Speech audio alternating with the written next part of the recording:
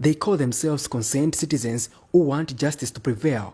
Friday, 12 November 2021, they held a procession to State House demanding that President Hakainde Hichilema raise a motion to lift former President Edgar Lungu's immunity. Justice. Justice. Justice.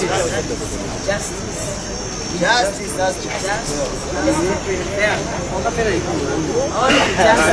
Former UPND presidential campaign team member Veneha Chombwa said Mr. Lungu is not above the law for him not to be subjected to investigations. We've told the president to say, in 2015, Mr. Edgar Lungu, against the constitution of our land, allowed his ministers to stay in office illegally, consuming taxpayers' money. Yes. When Kanyama Clinic has got no medicine. I think those are some of the things that we aligned in this petition to the president, and we humbly know that His Excellency, being a listening president, on behalf of the people of Zambia, will listen. Lastly, to my side, Mr. Edgar Lungu will not be the first one in this country. We had Mr. Chiluba's immunity being lifted and he was investigated. Yes. So why won't Mr. Edgar Lungu's immunity be lifted today when there are issues pending behind him?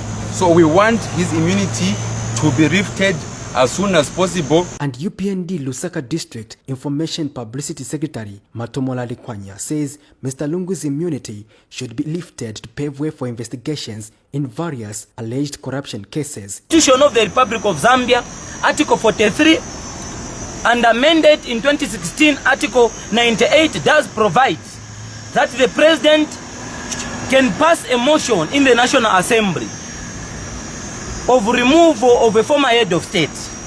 Therefore, our grounds that we are advancing today are that former President Dr. Edgar Lungu has been mentioned in acts of terrorism.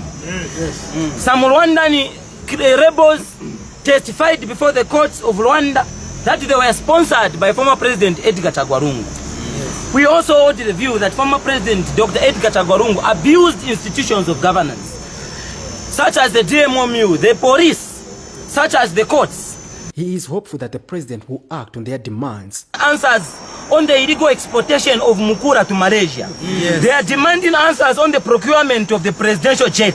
Yes. They demand answers to the fire tenders. Yes.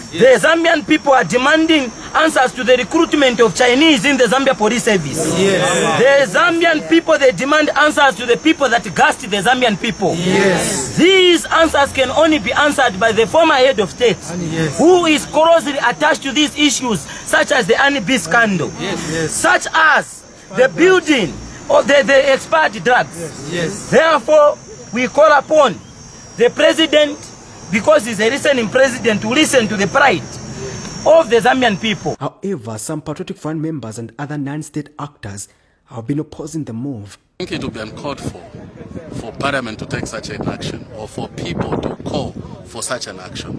I think you and me believe and understand that President Lungu has done the best he could for this country.